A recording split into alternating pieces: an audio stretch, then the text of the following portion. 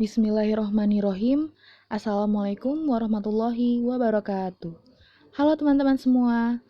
Selamat pagi, selamat siang, selamat malam. Bagaimana kabar hari ini? Semoga kita semua selalu sehat dan selalu dilindungi Allah Subhanahu wa Ta'ala. Pada kesempatan kali ini, saya akan menjelaskan tentang bimbingan dan konseling murid berkebiasaan buruk, murid lambat belajar, dan murid cepat belajar. Semoga materi yang saya sampaikan dapat bermanfaat sekaligus dapat menjadi pengetahuan baru untuk kita semua. Selamat menyaksikan.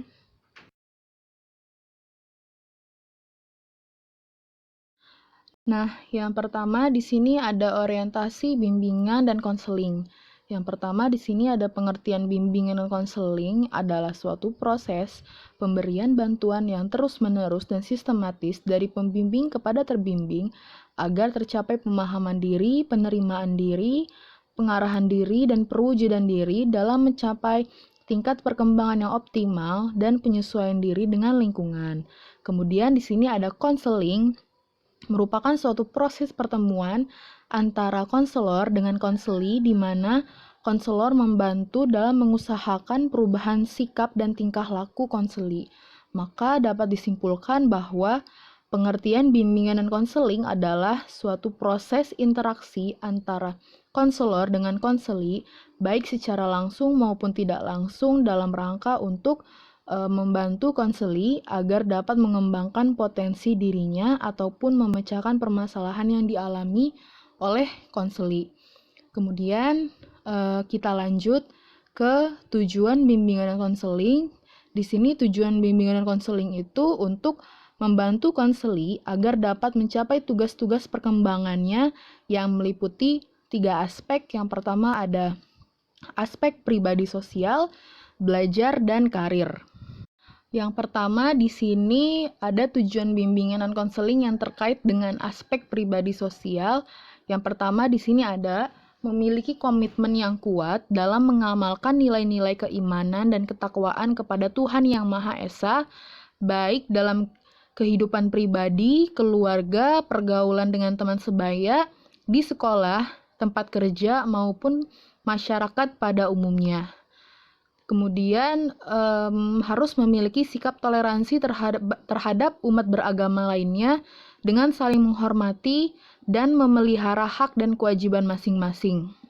Kemudian memiliki pemahaman dan penerimaan secara objektif dan konstruktif, baik yang terkait dengan keunggulan maupun kelemahan baik fisik maupun psikis. Kemudian memiliki sikap positif atau respect terhadap diri sendiri dan orang lain. Kemudian juga memiliki kemampuan untuk melakukan pilihan secara sehat.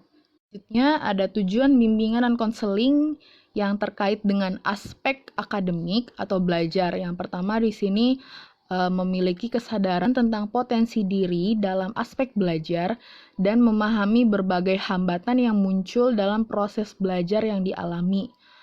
Kemudian memiliki sikap dan kebiasaan belajar yang positif, kebiasaan membaca buku, disiplin dalam belajar, kemudian mempunyai perhatian terhadap semua pelajaran, dan aktif mengikuti semua kegiatan belajar yang diprogramkan. Selanjutnya, memiliki motif yang tinggi untuk belajar sepanjang hayat. Terus juga ada memiliki kemampuan atau keterampilan untuk atau teknik belajar yang efektif seperti keterampilan membaca buku, menggunakan kamus, mencatat pelajaran, dan mempersiapkan diri mencapai atau menghadapi ujian. Itu tujuan dari bimbingan dan konseling terkait dengan aspek akademik. Selanjutnya, ada tujuan bimbingan dan konseling yang terkait dengan aspek karir. Di sini yang pertama ada memiliki pemahaman diri atau kemampuan, minat, dan kepribadian yang terkait dengan pekerjaan. Selanjutnya ada memiliki pengetahuan mengenai dunia kerja dan informasi karir yang menunjang kemampuan atau kematangan potensi karir. Selanjutnya di sini memiliki sikap positif terhadap dunia kerja dalam artian mau bekerja dalam bidang pekerjaan apapun tanpa merasa rendah diri, kemudian bisa bermakna bagi dirinya sendiri dan sesuai juga dengan norma agama. Selanjutnya ada memahami relevansi kompetensi belajar atau kemampuan menguasai pelajaran dengan persyaratan keahlian atau keterampilan bidang pekerjaan yang menjadi cita-cita karirnya di masa depan. Selanjutnya, memiliki kemampuan untuk membentuk identitas karir dengan cara mengenali pekerjaan, kemampuan, persyaratan yang dituntut, lingkungan psikologis, sosial, pekerjaan, terus juga ada prospek kerja dan kesejahteraan kerja. Kemudian setelah tujuan-tujuan, di sini ada jenis-jenis bimbingan konseling. Yang pertama ada jenis-jenis masalah yang dihadapi individu dan jenis-jenis bimbingannya. Nah, di sini jenis-jenis masalah yang dihadapi individu pada umumnya jenis-jenis ini terutama yang dihadapi oleh murid di sekolah dapat digolongkan menjadi beberapa jenis permasalahan. Yang pertama ada masalah pengajaran atau belajar, masalah pendidikan, masalah karir, masalah penggunaan waktu senggang, masalah sosial, dan masalah pribadi. Kemudian di sini ada jenis-jenis bimbingannya. Setiap jenis masalah membutuhkan cara pemecahan tertentu dan jenis bimbingan yang tertentu pula. Adapun jenis-jenis bimbingan dapat dikelompokkan berdasarkan masalah-masalah yang dihadapi oleh individu. Yang pertama, di sini ada bimbingan pengajaran atau belajar. Terus kemudian di sini ada bimbingan pendidikan, yang selanjutnya bimbingan pekerjaan atau jabatan, bimbingan sosial, dan bimbingan pribadi. Bimbingan pengajaran atau belajar yang diberikan kepada murid meliputi mendapatkan cara belajar yang efisien, menentukan pembagian waktu dan perencanaan belajar, membuat tugas-tugas sekolah, dan mampu menyiapkan diri untuk ulangan atau treatment, kemudian menentukan cara mempelajari buku-buku pelajaran dan sebagainya. Kemudian bimbingan pendidikan memberikan bantuan kepada murid-murid dalam hal sebagai berikut. Yang pertama ada pengenalan terhadap studi lanjut, pengenalan terhadap studi pendidikan yang dihadapi oleh murid-murid, dan perencanaan pendidikan. Selanjutnya, bimbingan pekerjaan yang diberikan itu meliputi pengenalan berbagai jenis pendidikan atau latihan tertentu untuk jenis pekerjaan tertentu, kemudian mengenalkan berbagai jenis pekerjaan yang mungkin dapat dimasuki oleh tamatan pendidikan tertentu, mengenalkan berbagai jenis pekerjaan dengan segala syarat-syarat dan kondisinya, terus selanjutnya membantu memperoleh suatu proses pekerjaan atau sambilan bagi siapa yang membutuhkan sesuai dengan kemampuan dirinya. Selanjutnya ada membantu memperoleh penyesuaian diri yang sebaik-baiknya dalam lapangan pekerjaan tertentu. Selanjutnya ada bantuan atau kegiatan bimbingan yang ada di sosial. Yang pertama di sini ada membantu individu memperoleh kelompok belajar dan bermain yang sesuai. Selanjutnya ada membantu dalam memperoleh cara-cara bekerja dan berperan dalam kehidupan kelompok. Kemudian membantu memperoleh persahabatan yang sesuai, kemudian membantu memperoleh penyesuaian dalam kehidupan keluarga dan masyarakat, dan membimbing dalam menggunakan waktu senggang. Yang terakhir ada bimbingan pribadi. Nah, di jenis bimbingan ini membantu individu untuk mengatasi masalah-masalah yang bersifat pribadi sebagai akibat kekurangan mampuan individu dalam penyesuaian diri dengan aspek-aspek perkembangan persahabatan, keluarga, cita-cita, seks, konflik pribadi, dan sebagainya.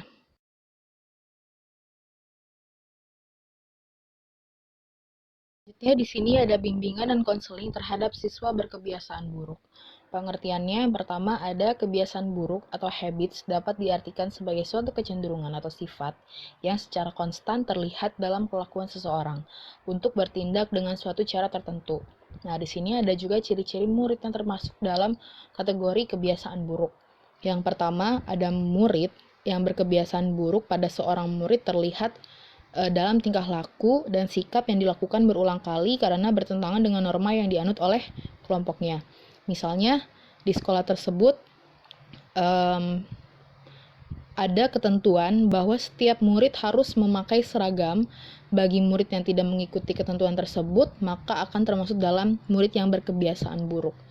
Atau juga di sekolah tersebut memiliki ketentuan atau aturan bahwa setiap murid laki-laki harus memotong rambutnya dengan model 1, 2, 3, dan apabila murid laki-laki tidak mengikuti aturan tersebut, maka termasuk kebiasaan buruk.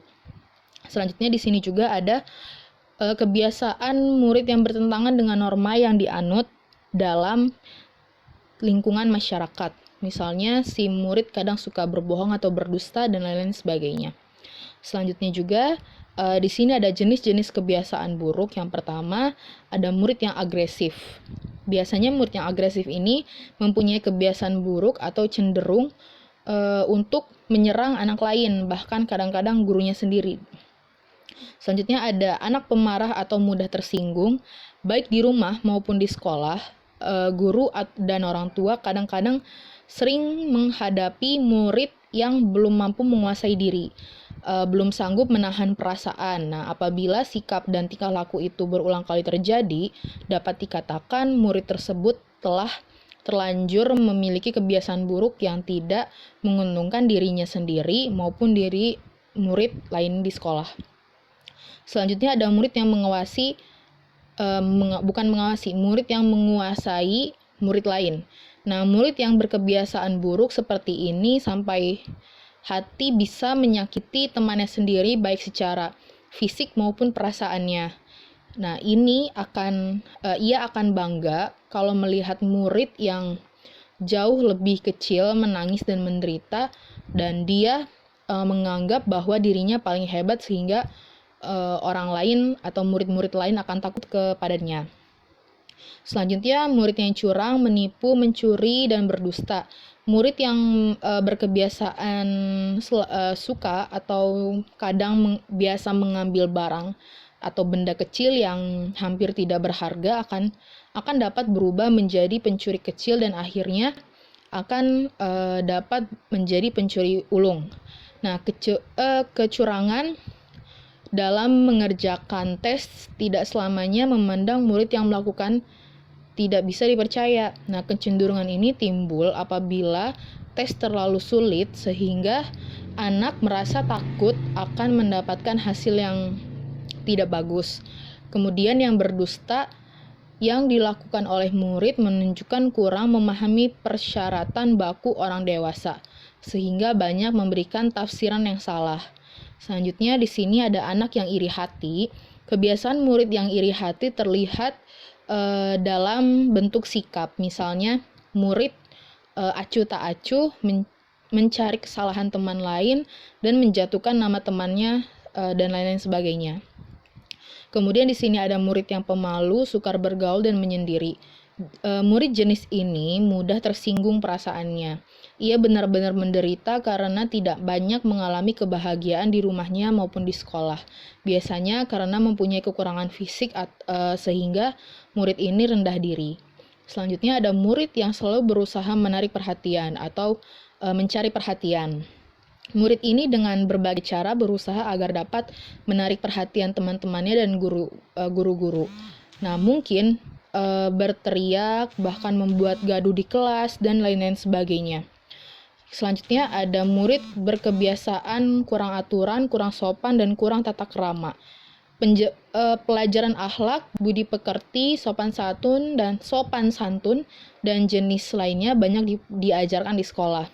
Meskipun demikian, di sekolah atau di rumah masih ada murid yang berkebiasaan buruk, yaitu bertentangan dengan apa yang dipelajari di sekolah. Selanjutnya di sini ada sebab-sebab murid berkebiasaan buruk. Nah, sebab-sebabnya ini ada 3 yang dapat memungkinkan menyesuaikan diri, yaitu penyesuaian yang langsung dapat menyelesaikan masalah. Yang kedua adalah penyesuaian sebagian dengan kelakuan memperhatikan diri. Selanjutnya ada penyesuaian yang salah yang tidak membawa penyelesaian. Yang pertama, penyesuaian yang langsung dapat menyelesaikan masalah di sini dapat dibenarkan karena langsung dapat memecahkan persoalannya. Misalkan bentuk penyesuaian sublimasi. Nah, maksudnya di sini adalah apabila si murid gagal dalam suatu hal, langsung mengalihkan perhatian pada cita-cita lain yang lebih sesuai dengan yang diharapkan, akan lebih berhasil daripada sebelumnya. Selanjutnya juga yang kedua ada penyesuaian sebagian dengan kelakuan mempertahankan diri. Di sini yaitu penyesuaian diri dengan tingkah laku mempertahankan diri terdiri dari dua bentuk, yaitu membela diri atau kompensasi, proyeksi, identifikasi, rasionalisasi, dan represi. Nah, yang selanjutnya juga ada pengunduran diri. Nah, di sini juga yang terakhir ada penyesuaian yang salah yang tidak membawa penyelesaian. Bentuk penyesuaian ini yang salah sama sekali adalah jika usaha tidak memberikan hasil, akan tetapi justru membawa malapetaka, yaitu dalam bentuk gangguan kejiwaan yang bersifat kejasmanian. Adapun kebiasaan buruk murid dalam bentuk penyesuaian yang salah dapat digolongkan menjadi dua, yaitu gejala-gejala murid yang agresif dan gejala-gejala murid yang mengundurkan diri. Selanjutnya, di sini ada langkah-langkah bimbingan yang akan ditempuh untuk murid yang berkebiasaan buruk. Di sini ada 4. Yang pertama ada usaha pencegahan. Nah, usaha pencegahan ini menciptakan kondisi sekolah lebih sehat yang menunjang bagi perkembangan sosial dan kesehatan mental. Langkah-langkah pencegahan yang dapat ditempuh yaitu menciptakan lingkungan sekolah yang memungkinkan adanya pergaulan yang sehat. Yang kedua ada kurikulum dan bahan pengajaran modul sesuai dengan kebutuhan murid. Yang ketiga, hubungan antara guru dan murid yang akrab dengan memperhatikan kaidah-kaidah dan norma-norma serta batas tanggung jawab yang jelas. Selanjutnya, ada usaha penyerahan atau referral. Apabila kasus itu sudah parah, maka guru menyarankan kasus itu menjadi referral kepada konselor atau lembaga yang berwenang mengenai kasus tersebut. Cara melaksanakan referral perlu diperhatikan beberapa hal. Yang pertama, ada penyerahan hanya dilakukan untuk memberi pertolongan. Yang kedua, penyerahan tidak dimaksudkan memperuncing masalah. Yang terakhir, penyerahan kasus dengan kehangatan dan kerahmatan. Nah, selanjutnya di sini ada usaha konseling kelompok. Konseling kelompok dilakukan bagi murid-murid yang sudah dapat mengadakan kontak dengan orang lain dalam atau dengan bahasa lisan. Adapun cara melakukannya adalah yang pertama, kelompok ditunjuk oleh pembimbing dengan memperhatikan keseimbangan murid agresif dan murid pasif. Yang kedua, kelompok berdiskusi sampai 3 kali seminggu. Yang ketiga, selanjutnya tujuannya adalah saling mengenal satu sama lain. Nah, konselor bertugas menciptakan suasana akrab. Pembicaraan cenderung berkisar pada pengalaman murid masing-masing. Yang terakhir di sini ada menyelenggarakan konseling pribadi. Nah, dalam penyelenggaraan konseling perorangan juga memberikan pedoman sebagai berikut. Yang pertama, memberikan penjelasan dari contoh masalah-masalah yang dapat ditangani melalui konseling perorangan, menjelaskan dan memberikan contoh-contoh tentang tujuan dan kegunaan konseling perorangan. Selanjutnya, menerima klien dalam suasana yang hangat dan akrab dan pada apa adanya. Kemudian, mengatur reformasi pelaksanaan konseling perorangan. Selanjutnya, memberikan perstrukturan dan dalam konseling perorangan. Selanjutnya, menerapkan asas-asas bimbingan dan konseling dalam konseling perorangan dan lain sebagainya. Selanjutnya, di sini ada bimbingan dan konseling murid lambat belajar. Nah, di sini pengertiannya adalah sekelompok murid di sekolah yang perkembangan belajarnya lebih lambat dibandingkan dengan perkembangan rata-rata teman seusianya. Adapun ciri-ciri lambat belajar didefinisikan sebagai berikut. Yang pertama ada kemampuan kecerdasan rendah, yang kedua ada perhatian dan konsentrasi yang terbatas, yang ketiga ada terbatasnya kemampuan untuk menilai bahan-bahan pelajaran yang relevan, yang keempat ada lambat dalam memahami atau melihat dan menciptakan hubungan antara kata dan pengertian. Selanjutnya, sering mengalami kegagalan dalam mengenal kembali hal-hal yang telah dipelajari. Selanjutnya di sini ada manifestasi dari gejala-gejala tingkah laku murid lambat belajar. Yang pertama ada keterlambatan. Keterlambatan ini maksudnya adalah lambat menerima pelajaran, lambat dalam mengelola pelajaran, dan lambat dalam membaca dan sebagainya. Selanjutnya ada tingkah laku, yaitu tingkah laku yang tidak produktif atau kebiasaan yang jelek. Selanjutnya ada kurangnya kemampuan, yaitu kurangnya kemampuan konsentrasi, kemampuan membaca, dan sebagainya. Yang terakhir ada prestasi yang rendah. Selanjutnya di sini ada pemahaman latar belakang tingkah laku lambat belajar. Dalam memahami latar belakang tingkah laku murid yang lambat belajar dapat dilakukan dengan yang pertama mempelajari catatan pribadi. Langkah pertama yang harus dilakukan oleh guru atau konselor dalam menghadapi kasus murid lambat belajar adalah memahami apa yang menjadi latar belakang gejala-gejala tingkah laku tersebut. Untuk memahami latar belakang suatu gejala tingkah laku tertentu, konselor pertama-tama hendaknya mempelajari catatan pribadi murid dan catatan lain yang berhubungan dengan murid tersebut. Yang kedua, mengumpulkan data baru. Apabila data yang diperoleh belum memadai, maka masih perlu disusun kemungkinan masalah sementara untuk kemudian diadakan pengumpulan data baru yang dikerjakan pada saat konselor menghadapi kasus tersebut. Nah, pengumpulan data baru dipusatkan pada hal-hal seperti untuk mencek kemampuan kecerdasan murid. Selanjutnya ada untuk mendapatkan data yang lebih lengkap tentang keadaan keluarga serta pelayanan keluarga terhadap murid sebagai kasus. Selanjutnya ada untuk mendapatkan data lebih lanjut tentang hubungan sosial murid dan teman-temannya. Yang terakhir ada menyimpulkan masalah. Nah, di sini menyimpulkan masalah itu hendaknya dalam bentuk alternatif dan disusun dalam satu ranking sehingga dapat dilihat urutan kemungkinan terkuat sampai pada kemungkinan terlemah. Kemudian di sini ada bantuan terhadap murid yang lambat belajar. Secara umum, kemungkinan bantuan yang dapat diberikan kepada murid lambat belajar yang pertama ada pemberian informasi secara lisan. Nah, tujuan pemberian informasi secara lisan yaitu memberikan informasi yang dibutuhkan oleh murid sesuai dengan kasus yang dialaminya. Informasi ini dapat diberikan dengan cara tanya jawab, diskusi, atau ceramah. Langkah-langkah yang ditempuh dalam memberikan informasi secara lisan adalah yang pertama, mempersiapkan bahan-bahan informasi yang diperlukan dan menyajikan dalam bentuk format atau bentuk tertentu. Yang kedua, menciptakan hubungan baik dengan murid yang menjadi kasus. Yang ketiga, mengkomunikasikan bahan. Yang keempat, menyimpulkan informasi dan merangkum cara-cara belajar yang akan digunakan murid serta menutup pertemuan.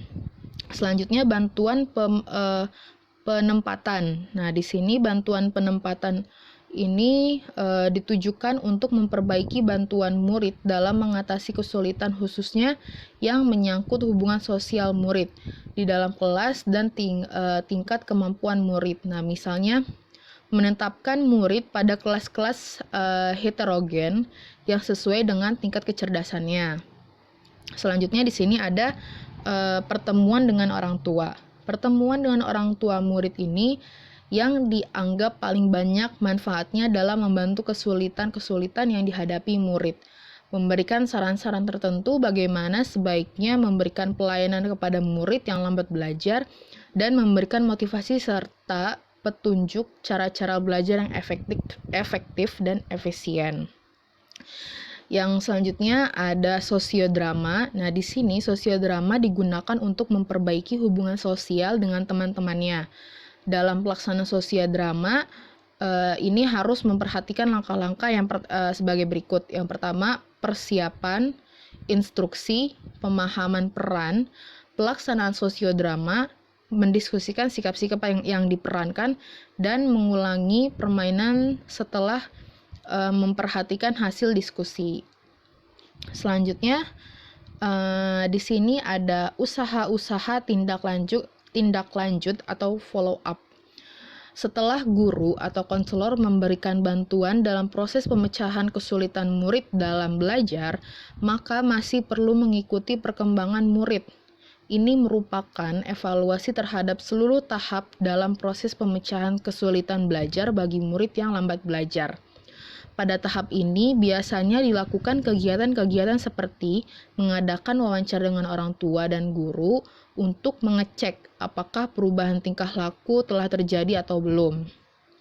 Nah, di samping itu perlu observasi langsung terhadap murid lambat belajar yang dapat membantu terhadap bantuan yang belum berhasil. Apabila masih berada dalam kemampuan konselor, maka akan diadakan usaha-usaha umpan balik. Yang pertama, mengumpulkan data kembali untuk mendapatkan data yang lebih lengkap dan mencek data yang ada tentang latar belakang masalah.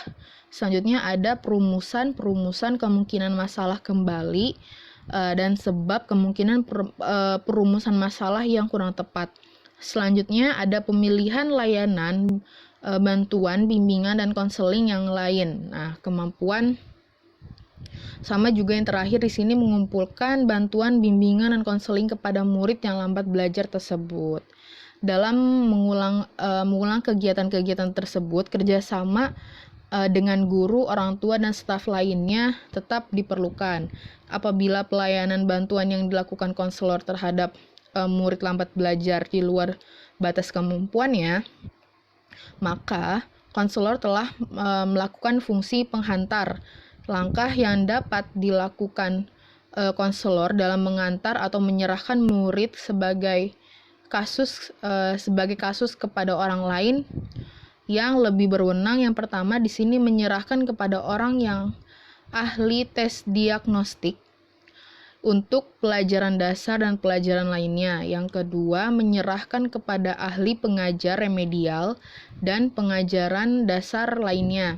Yang terakhir ada bersama orang tua menyerahkan murid sebagai kasus kepada dokter atau psikolog. Nah, selanjutnya di sini materi yang terakhir adalah bimbingan terhadap murid cepat belajar. Pengertian dari murid cepat belajar adalah murid yang cepat sekali dalam menerima, memahami, menguasai pelajaran yang diberikan kepadanya dengan prestasi yang baik sekali.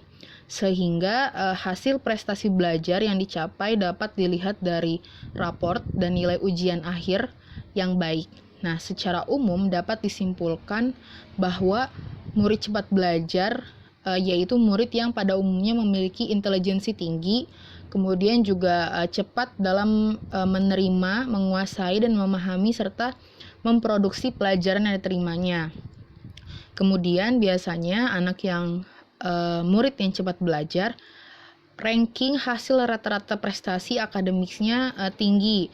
Nah, biasanya sikap dari murid tersebut itu sikapnya itu rajin, terus juga dia senang dengan kebersihan dan kesehatan lainnya.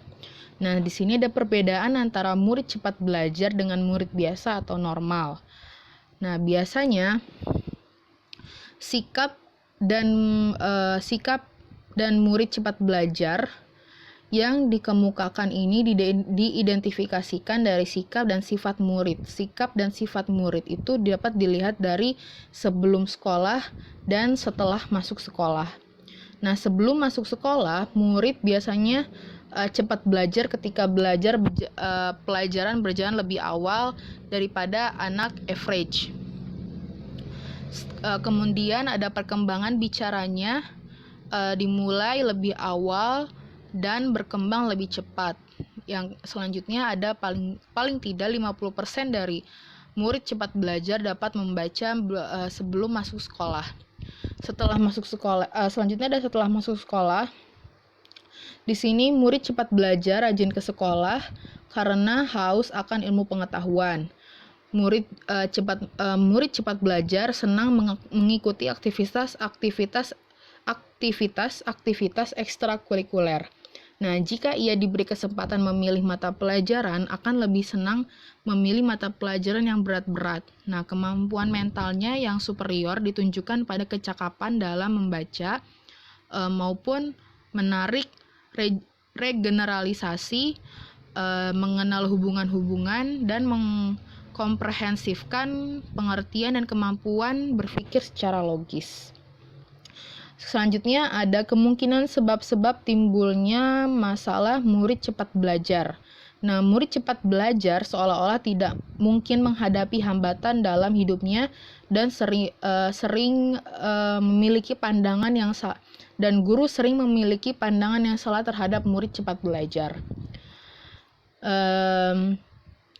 Sering diabaikan dan dianggap sudah dapat memecahkan masalah yang dihadapinya. Padahal dalam kenyataannya, murid cepat belajar sering menghadapi hambatan-hambatan yang sulit dipecahkan sendiri tanpa bantuan orang lain. Nah, hambatan-hambatan tersebut bersumber dari berbagai hal, tetapi pada pokoknya adalah kurang pengertian guru atau pendidik kepada murid cepat belajar sehingga pendidik ragu-ragu untuk berbuat sesuatu kepadanya. Kemudian perhatian pendidik pada umumnya ditujukan pada murid average atau pada murid yang terbelakang. Pendidik juga beranggap bahwa murid cepat belajar bisa menjaga, memelihara, dan mengembangkan dirinya tanpa bantuan orang lain. Kemudian di sini ada kemungkinan masalah murid cepat belajar. Yang pertama ada masalah pendidikan dan jabatan. Dalam hal ini kemungkinan murid terlalu memforsir diri atau terlalu mementingkan intelek atau sulit menyesuaikan cita-cita orang tua dan dengan minatnya. Kemudian merasa lambat jalannya kurikulum sekolah. Lanjut juga lagi ada masalah penyesuaian sosial, masalah emosional, masalah ekonomi. Nah, di sini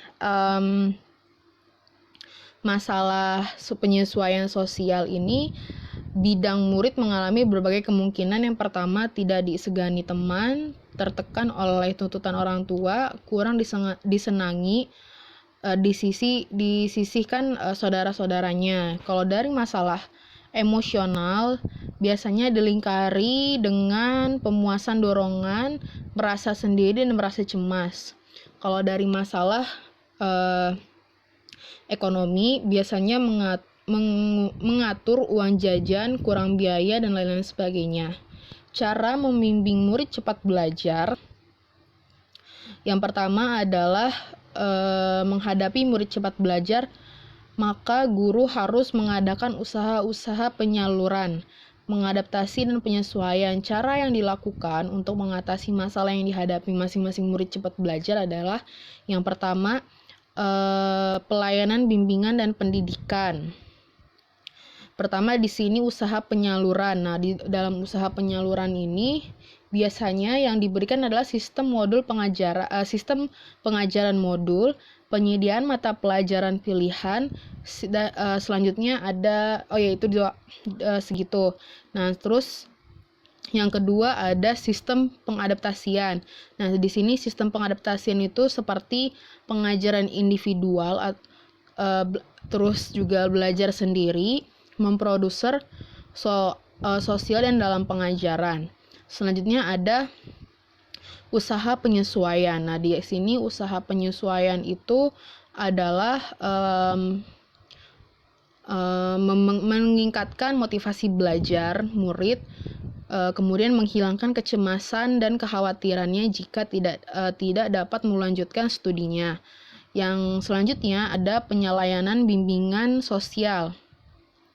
Usaha penyalurannya adalah untuk murid yang apatis, murid yang dinamis, dan pelayanan bimbingan ekonomi. Nah, di sini masalah sosial ekonomi untuk murid yang penghasilan orang tuanya rendah.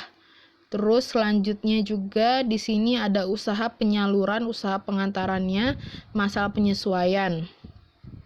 Kemudian yang terakhir ada masalah sosial ekonomi untuk murid yang mempunyai kecenderungan banyak mengeluarkan uang biaya sekolah. Nah, di sini usahanya yaitu usaha penyaluran, usaha pengaturan, dan usaha penyesuaian.